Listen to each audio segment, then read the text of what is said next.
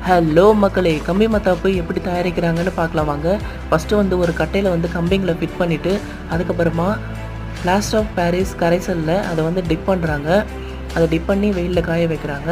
அதுக்கப்புறமா வந்து மருந்தோடைய கரைசல்ல வந்து அத கொஞ்சம் தண்ணியா கரைச்சுட்டு, அத வந்து அதில 2வது முறையா அத டிப் பண்றாங்க.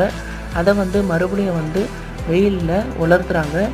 அதுக்கப்புறமா 3வது தடவையா வந்து அதே மருந்து கரைசல்ல கொஞ்சம் திக்கா கரைச்சிட்டு, மறுபடியும் 3வது தடவையா அதில மறுபடியும் டிப் பண்றாங்க மக்களே.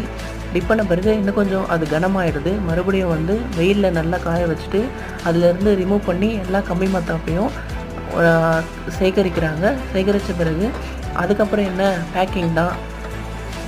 ஒரு பாக்ஸ்லயும் வந்து 10 கம்பி மத்தாப்ப வந்து பேக் பண்ணி வைக்கிறாங்க. அதுக்கப்புறமா ரேப்பர் போட்டு பேக் பண்ணி கம்பி மத்தாப்பு ரெடி ஆயிடுது மக்களே.